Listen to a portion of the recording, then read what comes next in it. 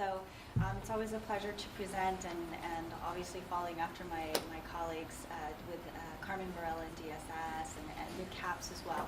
So my presentation today is going to be more of a discussion. I want to make sure we're answering your questions.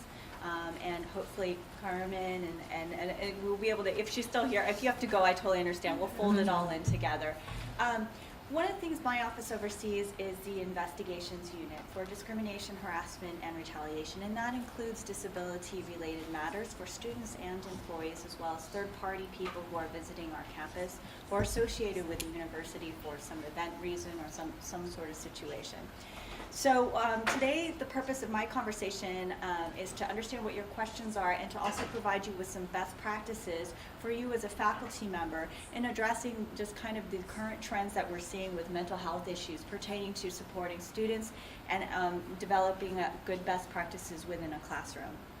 So one of the things I'm going to do is just kind of bring up some of the things that I've heard both from both presentations in CAPS and DSS and some of the questions that have arisen and start the conversation that way. But this presentation is not meant to be a lecture, so I'm hoping that if you have questions and things come up, go ahead and raise your hand, and I'm going to try to fold everything in from what we've discussed. And if Carmen sticks around, she can also just jump in as well, or Shireen or anyone as well. So a lot of the things that we're seeing nationally in a lot of higher education, colleges and universities, as well as their campus council, are constantly dealing with just nationally the heightened awareness of stress and anxiety. I don't know if it's just nationally what we're seeing, it's nationally, but things that you're seeing in the media, activities that we're seeing in higher education in general has brought on a lot more additional stress and anxiety. So we are seeing that, and I think it's that impact is ending up in our classrooms as well. And so as we ourselves are dealing with more stress and anxiety, and we're seeing it within our students, like what are the best practices we can put in place in relation to things that my office deals with, which is addressing complaints and concerns. So I'm going to just touch on a few things that do come up.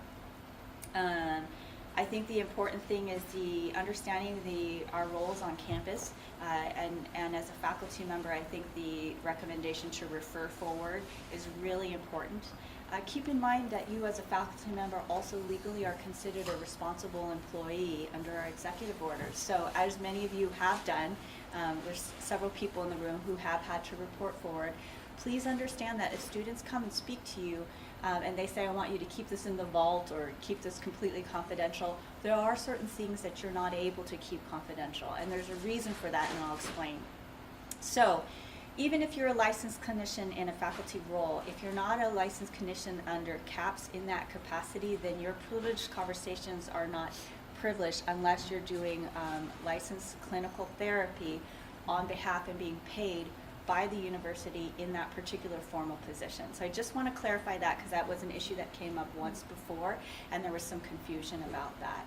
If a student shares with you that they are experiencing some form of discrimination, harassment, and retaliation, even if you're pretty sure it has nothing to do with discrimination, harassment, retaliation, you are required as a state employee to report that forward.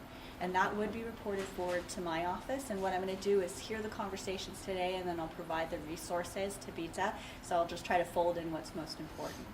So I think the important thing to let the student know is that you're sharing with me some information that sounds very sensitive. If it's something to do with discrimination, harassment, or retaliation, it needs to be reported forward to equity and diversity. And the reason for that is we have a very strong reporting forward system here on our campus.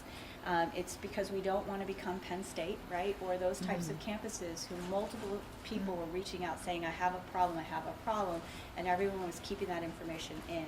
And we had actually, in that particular example, which is a very extreme example, a systemic issue that multiple people were being impacted, and no one was reporting forward. So that's reporting forward going horribly wrong. And it has been several times where faculty like yourself, very astute, see that there is an issue and report it forward. It may seem very minor, but we're tracking everything across the campus, and we find out actually there looks to be a student on our campus or an employee on our campus or a third-party guest coming onto our campus that is doing things that are inappropriate, that fall under discrimination or fall under harassment, and so we have to track this. So your calling in is really critical in helping us understand what's going on. So those are the pieces I do want to make sure we understand as far as confidentiality. a lot of times students as well as employees just want to have a safe place to talk, and that's, I think, what the CAPS director was trying to articulate. If you're sensing the conversation is going to go into one of those situations where you are required to report forward, student's about to take a big breath and they're like, can I talk to you about something? I would recommend, if you feel that that's the sense, the place that they can go is CAPS, right? So under Counseling Psychological Services in the state of California, if it's during a formal session, then that is considered confidential, and that student can go to CAPS and have a session to talk about what's private. So then that way, if they go to CAPS, CAPS has a privileged conversation, they're not required to report it forward to me. Similarly, if a staff or an employee talks to you and you're sensing it's going to be something that you're required to report forward, even if it's during a lunch meeting or a meeting like this while you're walking back to your office, I would also recommend stopping the conversation and referring that employee to the Faculty Staff Assistance Program. That is considered a privileged conversation, and that person may just need a safe space to talk about what they're going through, which may be, I'm being discriminated against by my boss and I don't know what to do and I'm not ready to report this yet, but I need to talk to someone and get support. So those are things I want to make very clear right from the get-go, that the confidentiality on our campus is on a need-to-know basis, which basically means there are situations where the camp is based on campus safety or state and federal regulations. We don't have absolute privilege, and we as employees are required to report for it. So I think that the faculty member here asked a really good question is, well, what do I do if a student is offended that I had to refer forward, or I was required by state law to report forward something, and what if they find it offensive, right? What do I do, and can I be anonymous? That's a great question that comes up quite a bit. So what I generally say is, we always say refer forward, report forward, and then it becomes somebody else's headache to deal with, right? So our office usually takes on a lot of those things. We cannot promise absolute anonymity, like Carmen had said. The student has a right to know, what it is that the behavior was inappropriate, and it's going to be awfully hard for us to hide that information if it was in this particular class with this particular day on this with this particular professor. These were the behaviors that interrupted the classroom activity, and the class had to be stopped. So anonymity cannot be promised. What I do say, though, when you are reporting things either through the CARES website, there's a form. The Title IX website, under Melita Wilson's office, there's a form, or if you're calling forward things to our office. These are the recommendations of the best practices to support you, and we'll go through what that looks like if a complaint does come, okay? What I'm telling our managers, our deans, our associate deans, our president, vice president, as directors, and our faculty is, we are in a day and age now where, to prepare yourself and to understand with the common mental health issues and challenges we're dealing with, a part of your career portfolio is not, I am never going to receive a complaint from a student or an employee if I'm in a supervisory role. It's when I'm going to receive a complaint, okay? So being able to manage and address complaints that come against you are a part of now the everyday normal, and it is a part of the portfolio. What is helpful is to remain calm. I know it can be really stressful. Everyone, including myself, we take our work really personally, right? And we work really long, hard hours. Stay calm, maintain professionalism, and then you have a right to know what the process and the procedures are, right? And you have a right to know what I can and I can't know. And usually those offices like CAPS or DSS will articulate what those things look like, okay?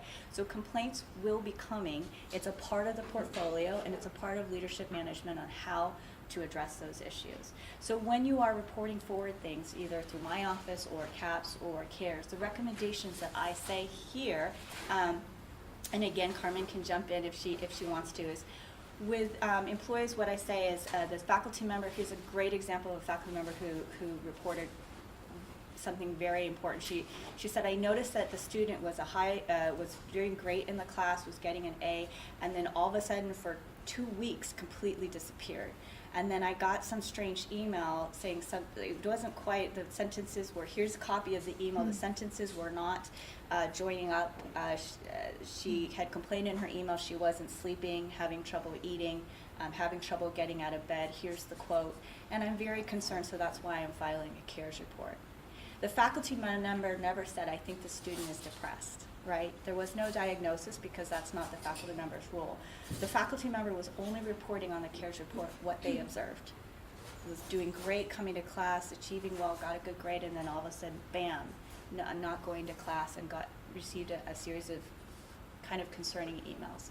So those are examples of what I say is focus on what you're observing, and when you're working with a student, you're asking them how they're doing. If there's things that come up that you have concerns about, instead of saying, which I know most of you, because you're in education, this is your area of expertise, I think you have dyslexia, right? Mm-hmm. You would look at it and say, this is an accounting class, and I noticed in the last 3 assignments, the numbers have been inverted multiple times. Is there anything I could do to assist you? And there are campus services that are available to you. Would you like to know what some of those services are that can provide some support? And oftentimes it might be free support that can really help you. And so those are ways to engage in those conversations. Is there anything you want to add, Carmen? No? Okay. So these are the things that I would recommend when you're working with students pertaining to mental health, or you're reporting for just a general mental health issue. We've had several faculty also noting something seemed kind of strange in the bookstore the other day when I was, there was a guest and it was very disruptive and they were throwing things around. So you can report that as well. And when you're saying disruptive, the example is they'd had things and they were throwing things on the ground and they were yelling, right? So it was not just a subjective word, it was actually the examples of what you observed. So we're looking at the behaviors, overall behaviors. So I say that so that helps you with your reporting forward issues, and then also when you're doing interviews with our office is that you have the documentation.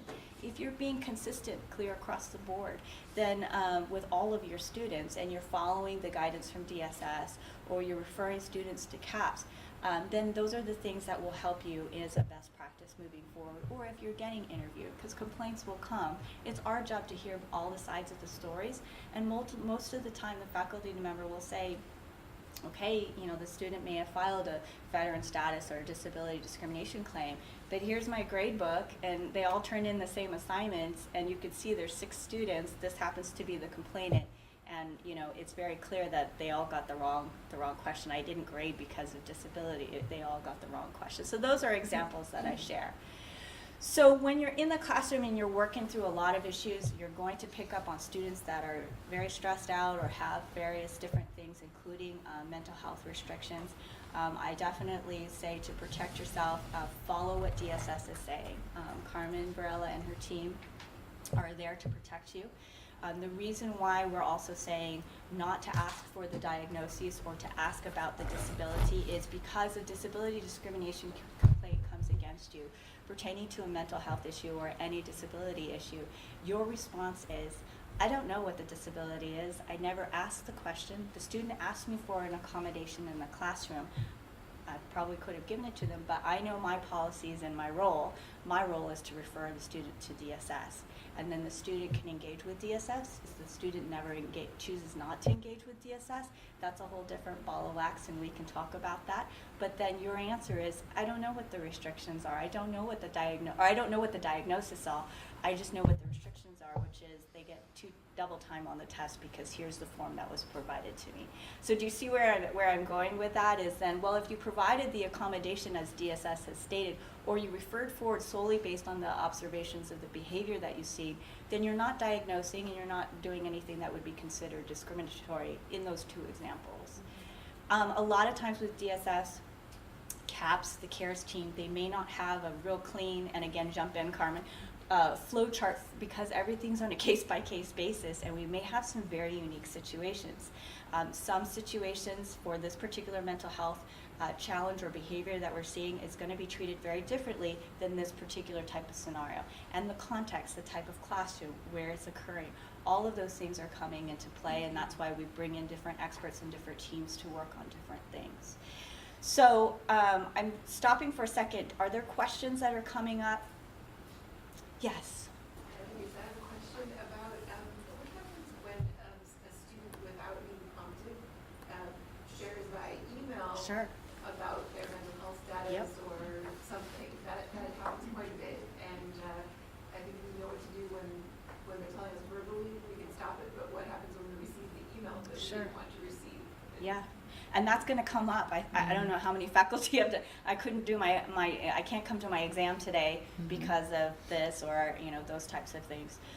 So if it does come up and there's a diagnosis in the email that you're receiving, what I would say is to stop the conversation, start a new email and refer that student in that new email so you're not replying all to the diagnosis in the body of the email. Send an email to the student saying, I received your email on this date regarding your concerns about this exam. I am referring you to the DSS, Disabled Student Services Office, as well as the CAPS, and here's the contact information. I usually hyperlink the information with the contact to CAPS and to DSS so that they have it, and then I also add, please let me know that you have received this email. That also helps as well. That's helpful, and then I would take that email and then probably refer it on to DSS so that they have that information. So that's important, and then that's a really good question and a great best practice. Students may also come to you before, after class, or during office hours to sit down and share with you what they're experiencing. A lot of times, as you know, mental health issues sometimes come up in that age of 20, 18 to a lot of things are changing, and so they may not know what's going on with them. And so they may say, these are things I'm experiencing, and I think I might, have some sort of mental health issue. I might be bipolar. Again, the empathy piece that CAPS had referred to is important, and you would say, I want to make sure you get the best resources. I'm not the expert on that. In fact, there is an office that can assist you, and then you would refer forward. A lot of times, sometimes the students, because of cultural reasons, may decide, I don't want to go to DSS, or I don't want to go to CAPS. So we always say, the best practice for that faculty member as well is to email DSS and CAPS and said, I met with a student, this is what they said, and you quote what they say, as opposed to, I feel like they're really stressed out and anxious. You quote what they say and you refer it on to DSS and CAPS. And so it was like, well, this faculty member discriminated against me because I referred for it. No, I just repeated what you told me, and per my training and per my requirement, I am required to refer forward these things. Just to jump in, it's good then to do that and not have to worry about any confidentiality broken or anything by using email to inform someone else outside of the conversation of a health issue. Yeah, I think with DSS and CAPS, it's a little different than if you were like sending it, not that you would ever do that, but sending it to an entire department or something. Pick up the phone, I guess. Pick up the phone is probably a better option to go with. I just know that sometimes it's after hours when the faculty are on the weekends that the faculty are checking their emails. So if it's after hours, then obviously that might be a challenge, but Carmen's here so she can jump in. And so I think if you get an email from a student, once you see it, you can't unsee it. Right? I think the difference is that you didn't ask for that information, right? You didn't send an email saying, what is your disability, what's your diagnosis? They gave it to you, they self-disclosed. We all have the right to self-disclose, right? But do you have a responsibility to provide an accommodation because of the self-disclosure? The answer is no, right? You send them to us, then we vet that, and then we approve, and then provide the information in the letters of accommodation. And so that's kind of how it goes, right? You still don't have a responsibility to provide anything for the student. And then just to be clear, what Carmen is saying is please let DSS make that determination. Please, please, please do not send any emails or communicate verbally with the student saying, no, I will not accommodate you.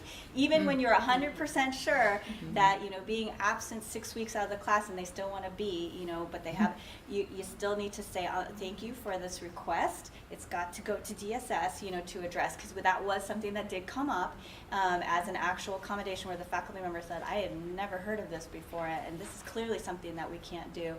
Again, the faculty member was smart and said, but I am not the one that's going to say that. That's actually DSS that's going to be working with that student. So that's, again, another layer of understanding and protection, as well as following campus policies and procedures.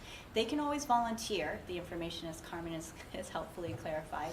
But again, you want to continue to grade and evaluate and teach as it's consistent across the board, unless you receive documentation from DSS stating otherwise about the accommodation. So, yes? Yeah, I just wanted to comment that just a success story this week, just happened this week, that I had students send me something just saying it was an online class and I hadn't heard from the student for a number of weeks, and we were forming groups, and so I was reaching out to her saying, hey, haven't heard from you. She didn't get back to me, and all of a sudden I just get this email back that you know, she was a victim of domestic violence, she was living in her car, hiding, this unbelievable email. And she's sending this out to all of her teachers, and it was very, very emotional and with lots and lots of detail, and it was a lot. And so the great thing is that, you know, I work in a department where I feel like I have a lot of support, so I went immediately to the department head. Well, first I responded to the student and sent the link to CAPS, and I also sent a link. She was saying she was withdrawing from courses, and so I also sent her links so she knew what that would need to look like, and let her know that I was going to forward the information to the department head to see if there's other things we could do to lend support. And so I did that, and so then I followed up with the department head and said, hey, I just wanted to check and see, is there anything else you need me to do in this situation? And she said, no, we've already, you know, our reports already been filed, which was awesome because I didn't at the time know that was an option. So it was just great to know that, you know, the department that I'm working with knows all of that, and it got handled as quickly because it was immediately. She said, oh, I've already filed it. So I was like, oh, beautiful. Okay, so Yeah, that's a great story. and I'm gonna follow up with the student just to let her know that, you know, just to make sure she's doing okay. Yeah. So domestic violence, stalking, rape, all of those issues, sexual assault, are covered under Title IX, and Melita Wilson is the individual who oversees that department. And so, like I said, know that your chair is also a resource for you, and the chairs have been trained, hopefully, and they will be reaching out also to do Title IX assistance as well. If for some reason, because I know this happens, you have 5 million emails in your inbox or phone calls, and you're like, I don't know which office I'm supposed to go to for this. You know, is it CAPS? Is it CARES? Is it the police? Is it Title? I don't know. And that's okay. You know, that's normal because a lot of times it's not black and white. You don't know what it is, but it doesn't, something in your gut saying, I don't know what this is, but it doesn't seem right. But I don't want to be the only one that has this information. You can always give our office a call. We can give you some guidance and get you to the right office. And I get this all the time, and we prefer that. I'd rather have people say, I don't know where this is supposed to go. I just need a little guidance, and that's perfectly fine. You were the first person I thought of, and we'll work with GSS or Title IX. We'll get that. Also, you can use the CARES website for students as well, because there's several offices that sit on that site that can also make sure that it gets to the right person. So an email like that, like where is that supposed to go? That's another good option. Again, if the student is asking for, I can't come to the exam because I'm living in my car in this situation, please make sure you're referring forward. Please hold off on accommodating. Just say, yes, we'll definitely get resources for you as soon as possible. I have to refer this forward, but it's in the effort to make sure support services are given to you as soon as possible. So there's those pieces as well. Yes? So I have a question. So what happened, actually I have two. What happened? Okay. So the first one is, so I have a student that was saying that she's living in her car, and Sure. it's been since last semester, for a year and stuff. And so I had talked to her before about getting referrals and who to contact and giving her information, but she doesn't really she kind of accepts that I'm helping her. She's talking to me a lot and everything about what she's going through, but it doesn't seem like she's actually accessing the services. Sure. And so it's it's difficult, and so she's trying to do her best in school, and she's just like, well, I'm really struggling, so I'm trying to do this. I only have so many, the library closes at midnight, they don't let me stay here longer, and so it's just kind of, how do you, I can refer her to CARES, but she doesn't have Sure. an address, she doesn't have any contact, Yeah. and What do like I I said, do? I've been doing this for a while, and Yeah. it's the same thing, she's just been kind of like, she's been afraid to reach out to get Yeah. help and services. There's a lot of faculty that you're on the front lines and you're seeing that happen. So one thing is, if you're referring the student forward, that's good, telling her where the resources are, but you also will probably want to take that communication and make sure you are also referring it forward. Again, it could be the CARES website, or Jeff Klaus's team does deal with, we have students that are homeless on our campus with 37,000 students. It's like a small city, so you're going to have that. So we have support services in place that can assist.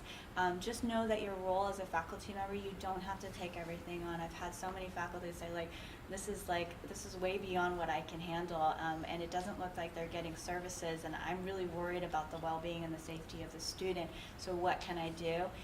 And then we can also help too. That might come up. Did you say anything? And I think one thing I just want to say about that, because oftentimes, because we've found it, kind of in my practice of 25 years, is that sometimes you can give people information, resources, and people, it's really up to that individual if they want to take them, right? If we talk about self-determination, if they have the information and they're not, for whatever reason, don't want to go to a homeless shelter. The thing to also think about, a lot of people have been to homeless shelters and have had really bad experiences in homeless shelters. Sometimes it's better to live in your car than to be in a shelter, right? So we don't always know what the reasons are behind it, but I think at some point you have to figure out where you kind of stop, right? Because you can't, I mean, you could kind of keep worrying about the student every single day. I think as long as you know that you've done everything that you can, provided them with resources, referred them forward, done all these things, at some point I think you just kind of have to draw a boundary, right? And then kind of take a step back.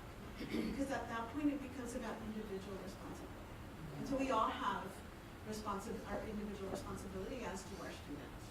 And so that's that would be my advice. It's an excellent question, and Carmen's advice is really sound in the sense that also that same advice and that example transfers over for students with disabilities, including mental health, right? So if they refuse, because of whatever reason, to work with DSS, and they don't want to, hear your referrals or hear your advice, they want to continue with the class, then you grade them as you would any other student based on their performance. And for your backup, you have all the emails and phone call messages, records that you have referred for. Not only did you refer the student for, but you also reported it to CARES or CAPS or called our office to figure out who's the right office. So that's all there to document in the event a complaint comes. And sometimes it does happen, like I say. We get a lot of them, but usually, like I said, the faculty have really good documentation. They did everything, and it's the student's responsibility then to take agency and to take the next step. And sometimes, unfortunately, it does take a student learning that experience themselves before they realize, I really do need to get help. And so sometimes that happens, and so it's so hard because for us, student success is such a primary part of our mission, and we don't want to see a student fail. But as long as you've referred forward, reported forward, and given the student everything, as well as the office's notice, including your chair, get your chair involved so that they're as well aware as well, then you have done everything you can, and the student needs to be graded or evaluated accordingly after that if you don't receive any DSS things. Also, Carmen and her team are on fire. They're working like 24/7.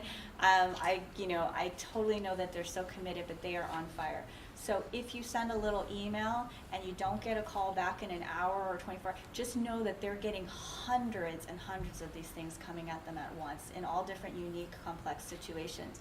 So please know that it's going to take a little bit for them. If it's urgent, I would mark it, urgent, and maybe make a phone call and follow up. It's not that your concern is not important, it's just that they're getting hundreds of these things coming in at once. I hope I'm not speaking out of turn. And we really do our best when faculty sends us emails or concerns. We do our best to respond to those as soon as possible. Just so you know. Yeah. So that's important. And even if it's not a student in your classroom and you're seeing some sort of behavior that is very concerning to you, where you're like in your department area or something of that nature, it's okay to report it, because what you're reporting is what you observe, right? The student was outburst and yelling these particular words in front of everyone, and it appeared that it was interrupting business activity. Some of the classes, they had to shut their doors or whatever that would be. So it's only what you're observing as opposed to diagnosing. Yes? So my second question was, what happens when, so is there some kind of confidentiality in terms of by the student that kind of had a couple outbursts, kind of scared students, and so we reported it to CARES, and there's a whole thing, but then we ended up meeting with the student, but I was never told anything about what was going on. I found out kind of later on that other students actually reported. I found out secondhand that these other things were happening, and I had no idea. Sure. And so it was kind of like when I was meeting with the student, I just happened to know that the student had actually met with CARES. So it was kind of like blindsided in some ways. And so is there some kind of confidentiality that we can't know what's happening? It depends on the situation, and then I also know with CARES, I know that they're also working 24/7 as well. And also my office as well. So we may be in communication, like there might have been 8 reports.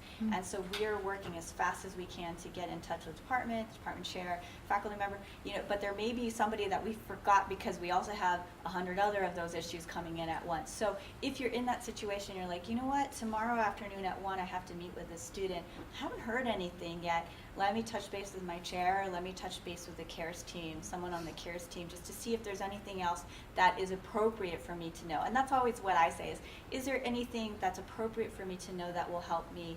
I'm going to be meeting with a student tomorrow at 1, and CARES team may say, oh, I didn't know you're meeting with a student tomorrow at 1, so is XYZ. So it's really about closing the circular gap, and sometimes it can be frustrating, and I've been in those situations as well. So what I've learned to do is everyone's on fire, so we just pick up the phone and call each other and send a short email as well. And that documents that you've been trying to follow. But yeah, a lot of times there may be multiple offices involved, and they're trying to reach out to multiple people as well. And so that we're trying to all do this at the same time with multiple cases. And we're finding more cases that are coming in are much more complex. So it's not real straightforward. And so those are the things where a lot of times also my office, I should speak for myself, we're being thrown into situations. This is the first time handling something this complex before, where it's all of the things coming out at once, and so we're trying as hard as we can to handle it. But it's a really good question about, well, what do I do? Because I didn't know that this was going to happen. So I mean, this is call a good back. I wish I would have had this Yeah. discussion like 2 weeks ago.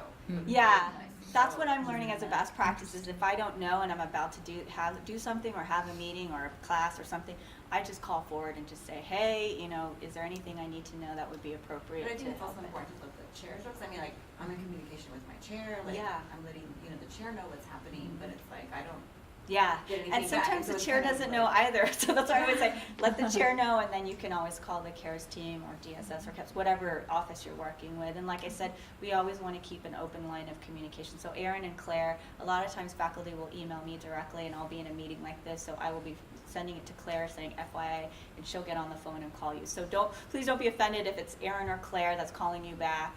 It's just because we're trying to get our things covered as quickly as possible. Also, when we're moving this fast too, there may be situations where it's like, I don't think they understand this, I don't think they know, or maybe there's a communication breakdown.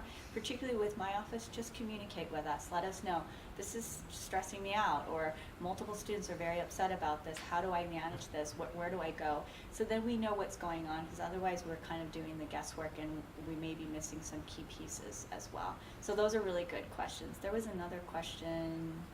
Did I miss it? Yeah. Can you clarify, Lisa, because the department chair has come up, so if we had to file a Title IX incident report? Sure. Should I have let the department chair know that happened? Or, because I work directly with the office, and I Yeah. did let the coordinator of the program that I'm teaching for, Yeah. consulted with her as well, but, Yeah. so should we let the department chair know? What I always say is for Title IX matters, as well as any other protected class, race, age, religion, confidentiality is on a need-to-know basis. So what I do is I do let the chair know. I may not go into all the real specific details, but just say, I'm just letting you know a Title IX complaint came in. The only reason for that is a lot of times chairs also will say like, well, I got a report, but it was from this faculty member. I didn't know you filed too, so this is good to know. So I think having that information is good. But again, you're not going into this very specific details. You're just letting them know that this was reported forward. They may want to know the name of the student because there may be, 3 reports going in, especially the first 3 or 4 weeks of school. We get a lot of Title IX issues or DHR issues. So that's okay for you to state that. It's as part of confidentiality is on a need-to-know basis. And then, we'll move forward on that. That's Melita Wilson's office. We'll move forward on that. Yes. I keep hearing Title IX. What is that?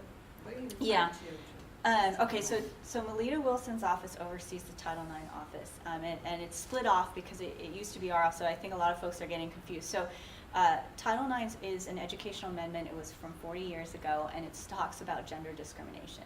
Under gender discrimination, it also includes sexual misconduct cases. So that's your rape, domestic violence, stalking, dating violence, sexual assault, all of those pieces. It also includes sexual harassment. So Melita's office oversees all the gender discrimination pieces, anything related to gender. That also includes LGBTQI. It also includes males being treated differently. So a lot of times people think Title IX is only for females. That's not the case.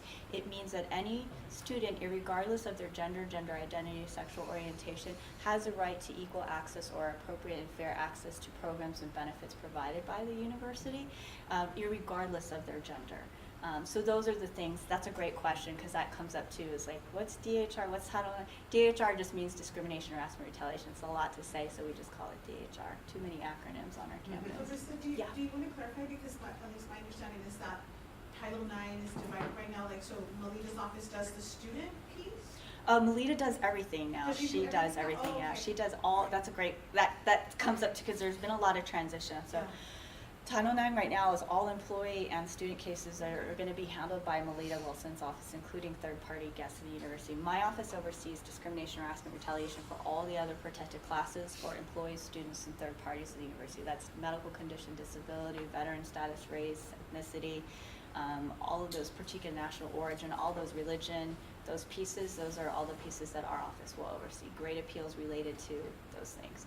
If you get confused, which most people do, including our office, just call us and we'll get you to the right office. Same thing with Melita. If she gets something that's ours, we flip back and forth because she doesn't want to take on any more cases that she doesn't have to, and likewise we don't want to get involved in cases that her office is authorized to handle. So those are pieces. So again, just call forward and we'll get you to the right office. So there is a lot of questions that come up about the need to know and Sure. who's in the loop. Yeah. And so complaints would go to dean of students, they could go to CARES, they Yes. could go to Melita's office, they Yes. could go to your office, Yes. they could go to all of us, Sure. department chairs and all. So typically, could you give us just some, so would Melita get back to us? I mean, if a faculty Yeah. member, because that's sort of a little bit outside of the faculty member's purview, well, if something's, unless there's 2 students in your class that something's going on. Yeah, that's a great question. So the answer is it depends. Yeah. And this would be great to maybe have Melita come and speak, because I want to be careful not to speak too much on her about her office. But if it comes to a Title IX issue or a DHR issue, again, a lot of times we get the complaint, but we got 100 other complaints. So we're running first to deal with the safety and to de-escalate the situation as quickly as possible. So we may not get back to you, and we may not also, as far as need to know, tell you all the nitty-gritty details. The same thing for our students. We tell our students, sure, you have a right to file a discrimination complaint based on disability, but we are not going to disclose to you personnel action, if there is any, that's going to be taken against a staff or employee. So there is pieces of need to know that may not come. If you're sitting in your office and you're like, I have no idea what's going on and I am very concerned, then pick up the phone and just like, I do the same thing. I just need to know because I have class soon, or I have a meeting soon, and I just want to make sure, is there anything that would be appropriate for me to understand to effectively manage the situation moving forward? Here's an example of what I'm concerned about, and again, if you think that this is not an issue, then great. I just want to make sure I'm doing my job. So that's the language that I use when I'm calling administrators.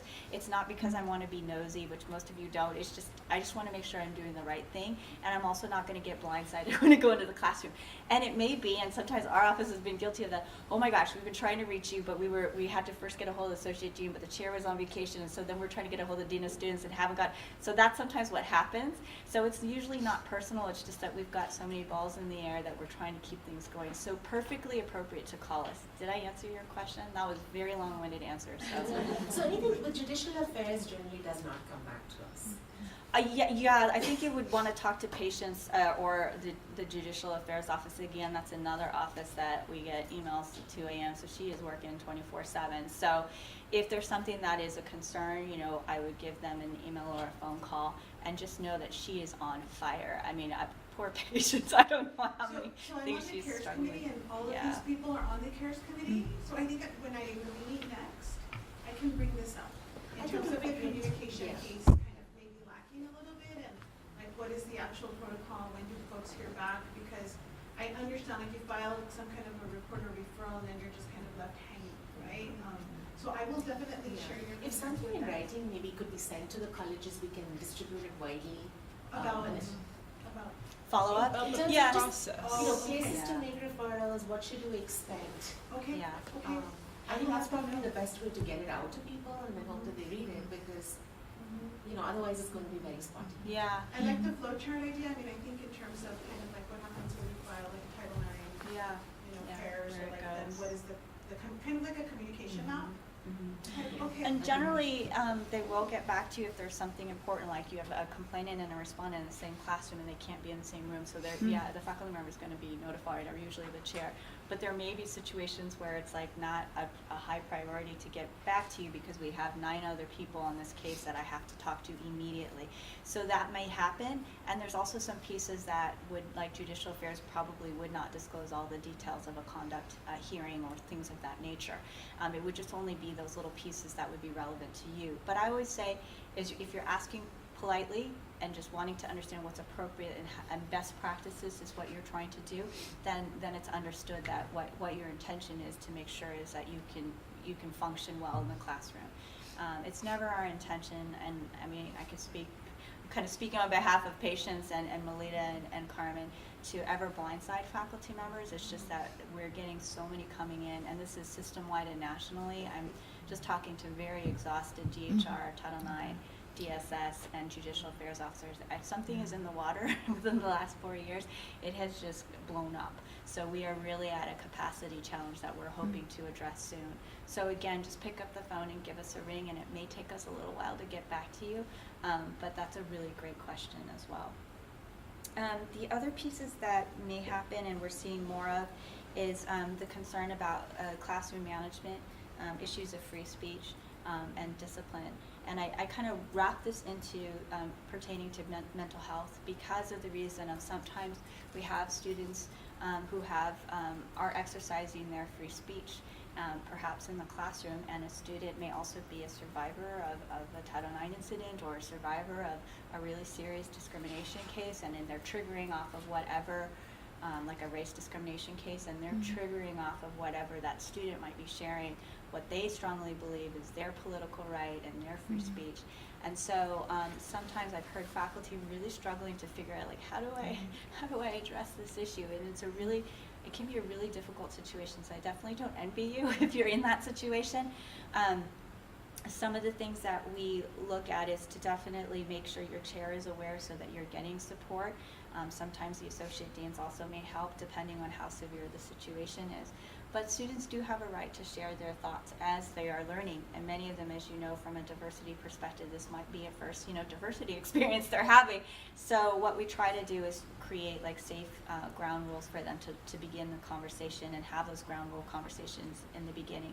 Students are not allowed to completely stop your classroom activity. So if they're yelling or they're shouting or they're making it a situation where it's disrupting the entire class, very different from a situation where someone's saying something that people are disagreeing with. That's very different. But if they're yelling, they're shouting, and they're stopping what we call business or classroom activity, then you do have a right to notify like police if it's becoming a situation where it's spiraling out of control and you can't stop that student and you've asked them to leave and they're not leaving, those types of things. You may call university police. If it's a situation where it's a heated discussion where students are disagreeing, those are things where you want to lean on your chair or your associate dean for help. Some best practices are probably here in the classroom because you're experts in education. So if you guys have good examples, those are things where I would recognize. If folks are saying, I don't feel safe in the classroom because I triggered off of what was being said, what are you going to do, or how are you going to protect me?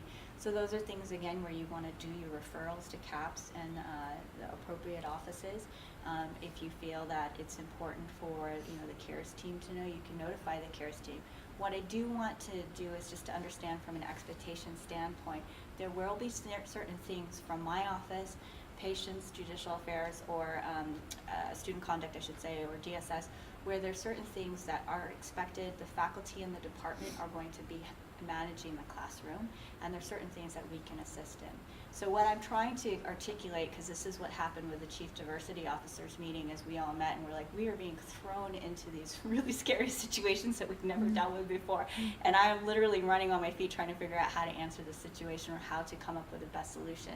So what we're doing is doing a transition from everything has to be a safe space, meaning it has to be a comfortable space that I feel comfortable in this classroom. I feel absolutely 100% comfortable in the work environment, to a brave space. Because now in our current day and time, we're going to have more controversial conversations. We are going to have controversial speakers on our campus that are going to make us feel very uncomfortable.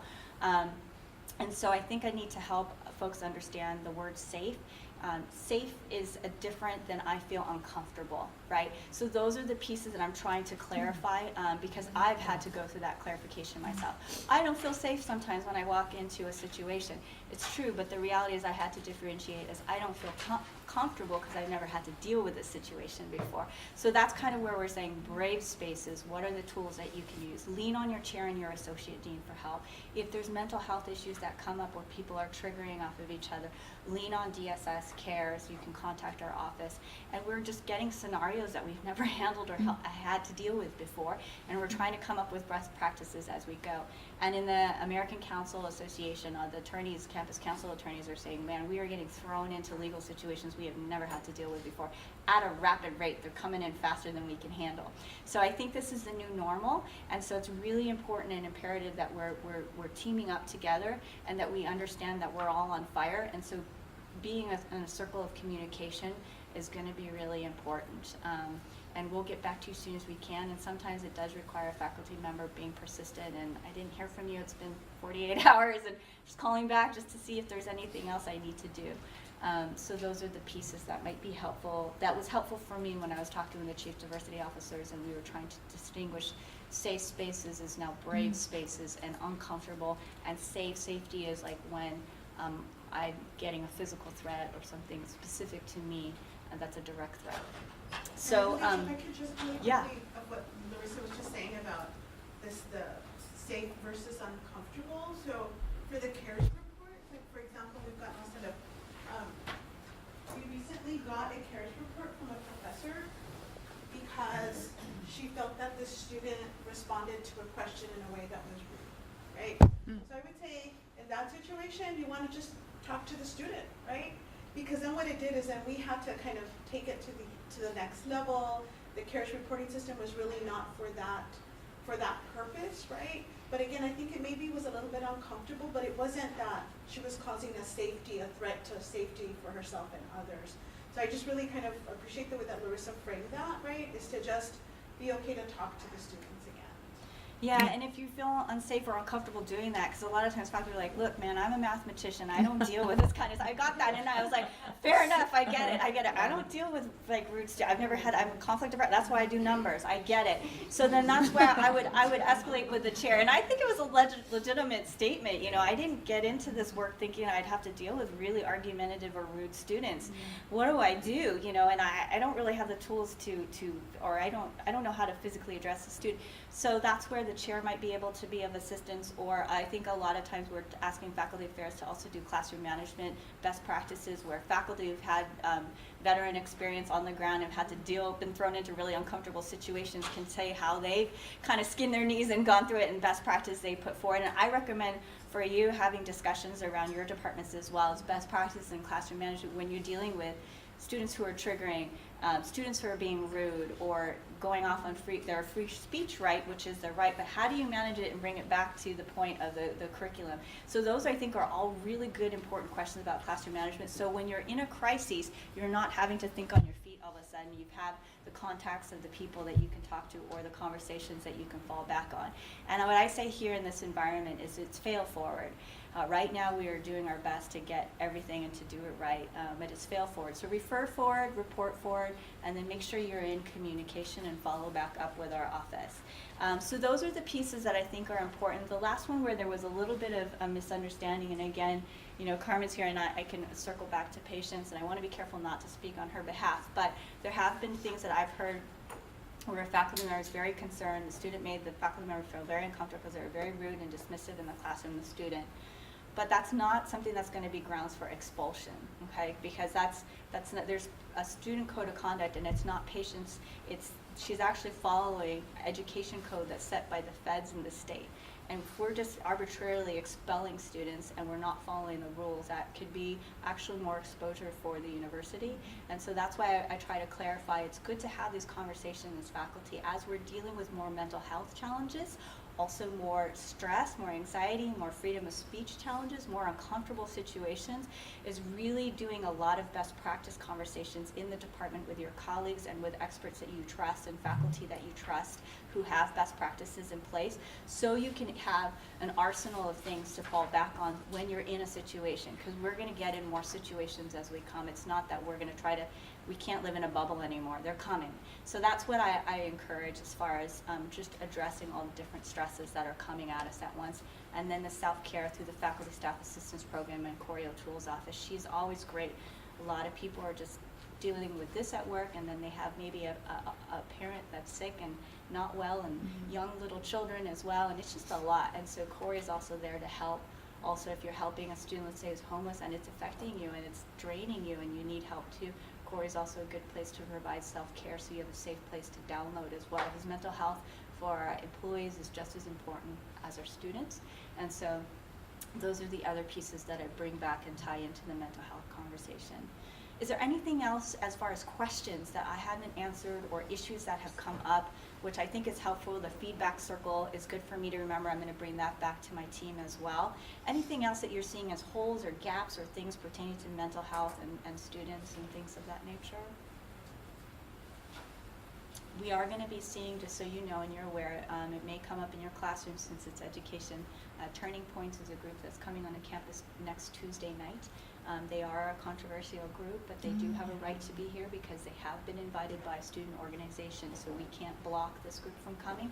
But they do have some controversial things that they'll be talking about, which may end up in your classrooms as well. So like I say, as we get more and more exposure to more polarized groups coming on the campus and exercising their freedom of speech rights, that trickles into your classroom.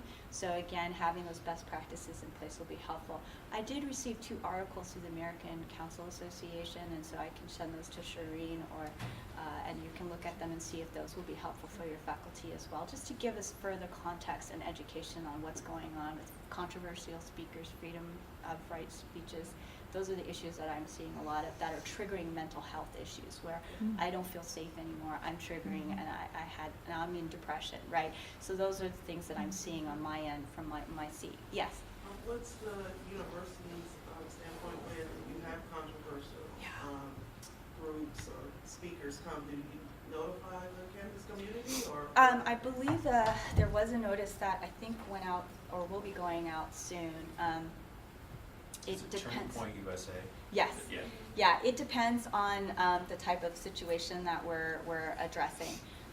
What we always argue is free speech in the educational environment is not free. We are investing a ton of money for security and safety. We are required to do so. But we work with public relations and university police to determine if it's something that needs to go out to the entire campus, or if it's just a small select group. So it depends, unfortunately, is the answer. But I believe the president's office was going to send some sort of notification in general, because we can't just target that particular group, because that's going to send a whole nother thing.